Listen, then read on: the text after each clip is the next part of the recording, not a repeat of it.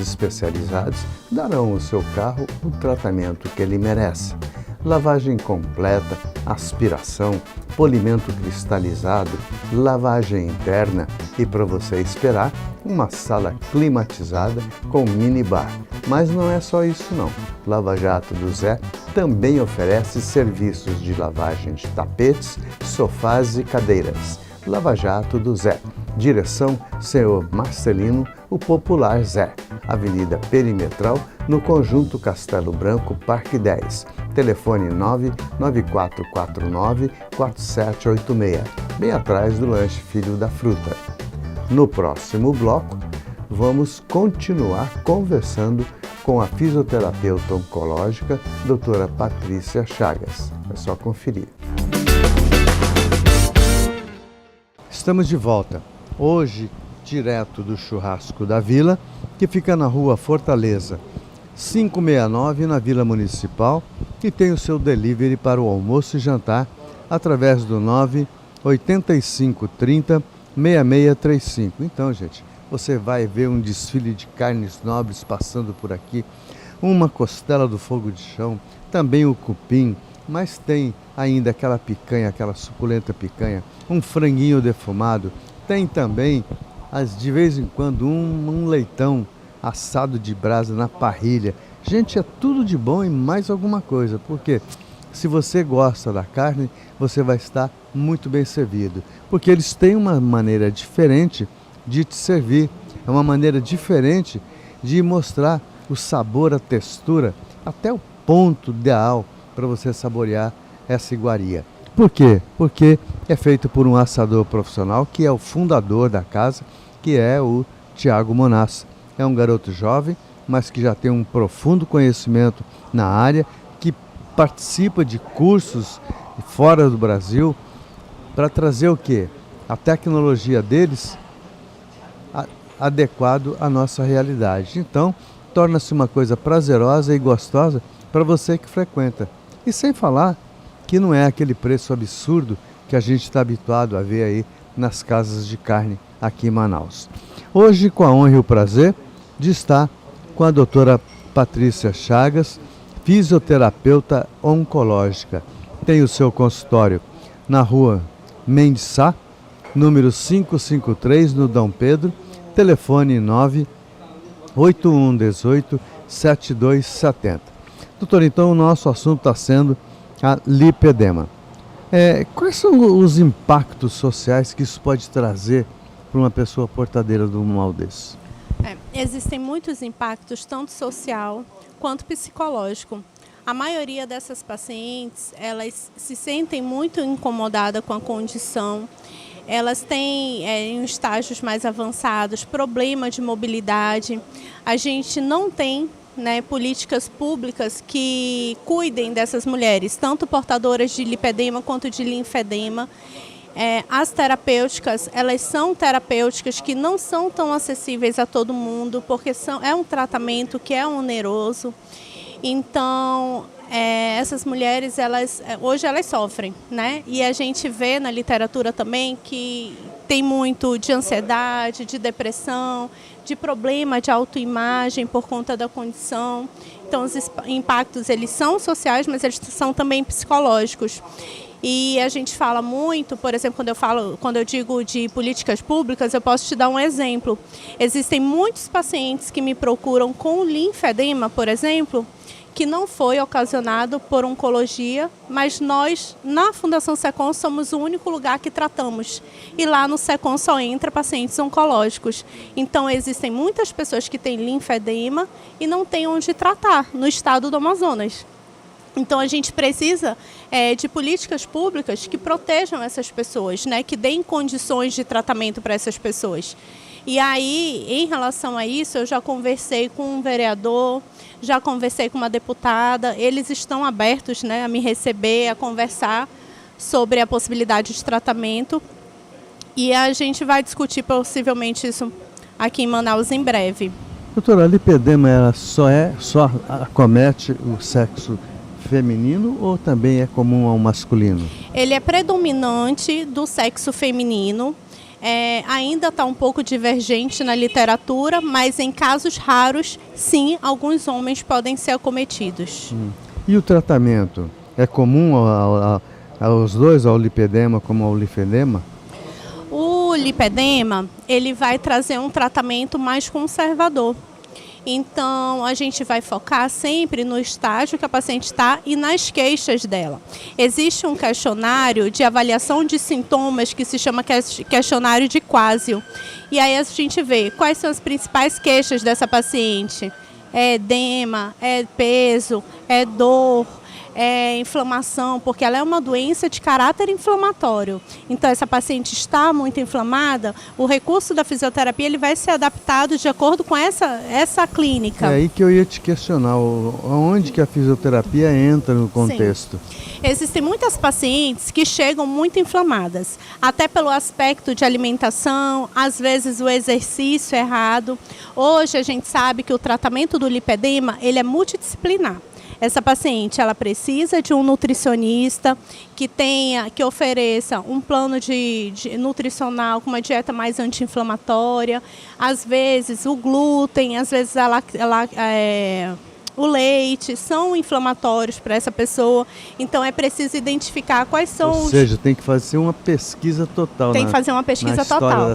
É o nutricionista, é o educador físico. Então os exercícios, a prioridade é que sejam exercícios de baixo impacto, exercícios na água, exercícios mais leves e fugir de um crossfit, de corrida, de exercícios de maior impacto, até porque o lipedema já afeta as articulações. Então, se a gente coloca muito impacto, a tendência é elas também irem evoluindo com dores articulares, com alterações posturais. Doutor, e qual é o tempo, assim, uma expectativa que a pessoa pode dizer, vou ficar bom, vou ficar bem e vou ficar com o problema resolvido? Exige muita disciplina da paciente e como o tratamento a priori ele é conservador, se ela está com vascular acompanhando, vendo a parte circulatória, otimizando essa circulação, se ela está com nutricionista, com fisioterapeuta e seguindo hábitos de vida mais saudáveis para a condição dela, a gente consegue reduzir os incômodos, ter maior qualidade de vida e impedir que a doença avance. Agora, por exemplo, pacientes com estágio mais avançado, elas precisam de muito mais recursos. Então, hoje, na fisioterapia, os recursos mais efetivos para paciente é a terapia complexa descongestiva, é a plataforma vibratória, é a pressoterapia mecânica. Então, a drenagem que eu digo, tem uma grande diferença entre uma drenagem linfática manual e uma drenagem com equipamento. Por quê? A drenagem linfática manual, ela vai atuar principalmente na superfície. Então, a gente pensa que ela vai atuar em capilares. E uma drenagem mecânica, ela é um equipamento que ela vai fazer uma pressão intermitente no membro, trazendo de distal para proximal e vai fazer uma drenagem mais efetiva. Então, todo aquele líquido que está no interstício, ele vai trazer para dentro do capilar.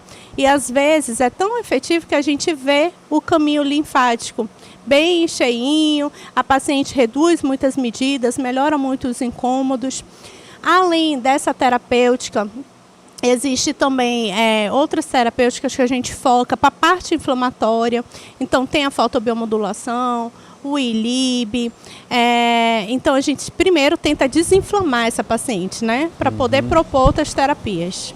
Doutor, então, o primeiro passo, o primeiro caminho que a paciente tem que ter seria por onde? Que porta ela vai bater a primeira vez, já que ela está desconfiando que tem esses problemas, então ela quer partir para um tratamento? Ela precisa de uma consulta com o vascular e ela precisa fazer uma investigação da circulação venosa, da circulação linfática, de um diagnóstico. Então, quem vai realizar o diagnóstico é o médico vascular. É o primeiro passo, então, é a entrada de tudo. É a entrada de tudo. E a cirurgia, doutora, quando é que se chega à conclusão de que é necessário ou pode ser tratado sem a cirurgia? Sim. É preconizado agora pelo último consenso brasileiro, que foi uma discussão entre muitos profissionais, que o ideal é a paciente fazer o tratamento 1 ano com tratamento clínico conservador e, se realmente for necessário, ela se submeter ao procedimento cirúrgico. Então, a cirurgia hoje, a principal indicação dela é quando ela traz comorbidades para esse paciente. Então, dificuldade de locomoção, problemas articulares, um grande depósito de gordura. Então, essas pacientes com estágio mais avançado e com problemas de comorbidade, de locomoção, são as pacientes que são eletivas ao procedimento cirúrgico. Doutora, uma disfunção hormonal poderá contribuir para que se desenvolva um lipedema ou um linfedema? Sim, o linfedema não, mas o lipedema sim. Inclusive, hoje também o endócrino está entrando junto com a equipe multidisciplinar para atuar nas alterações hormonais. Muitas delas têm alteração hormonal. Então, na fase da puberdade, que a menina tem uma explosão, né, de hormônios, é normalmente onde a doença começa a se caracterizar, começa a mostrar ali os sinais. A cada gestação que a mulher enfrenta, que tem muita alteração hormonal, também a tendência é esse lipedema piorar. E hoje a gente vê também outra alteração hormonal muito comum das mulheres é a menopausa. Então, na menopausa também, e a maioria está identificando já na menopausa, vê que a gordura sempre foi diferente, sempre foi dolorosa, sempre teve os hematomas, mas no período da menopausa ela se caracteriza muito mais. Isso atrapalha uma atividade sexual? Pelo lipedema em si, não, mas já existem estudos que mostram que tem alteração do sono, tem muitas alterações psicológicas, mas para a parte sexual não. Não é para afetar. É como nós sempre colocamos aqui. Estes são os profissionais que a gente traz para discutir um assunto que eu sei que você em casa deve estar se perguntando, principalmente você que tem algum problema ou início de alguma coisa ou alguma suspeita de que poderá desenvolver essa doença. O que fazer, como fazer e onde fazer. Onde é fácil. O que, quem vai te dizer é a doutora. Onde fazer é muito simples.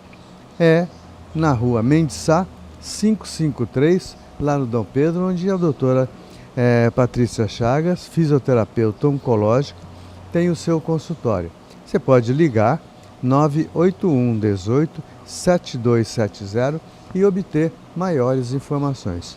Doutora, a gente só tem a agradecer imensamente a sua presença. A senhora sabe que esse programa se enaltece quando a senhora aqui está. E venha outras vezes, não deixe só nessa não. Vamos falar de outros assuntos palpitantes. Vamos conversar sobre saúde, né, sobre cuidados da mulher. Eu agradeço o convite e fico à disposição sempre que precisarem. Nós é que agradecemos e também agradecemos a direção do Churrasco da Vila, na pessoa do nosso companheiro Tiago Monassa, que é o fundador, é um garoto jovem, como eu já falei, mas com espírito empreendedor muito grande. Tanto é que vai vir aí a feijuca na parrilha, quer dizer, uma feijoada na brasa. Isso é tudo de bom e mais alguma coisa. Me aguarde que eu volto a falar para vocês sobre isso. Então, nos encontramos no próximo sábado às 7h30 da manhã, sempre com um assunto tão bom quanto este. Até lá. Muito obrigado, doutora.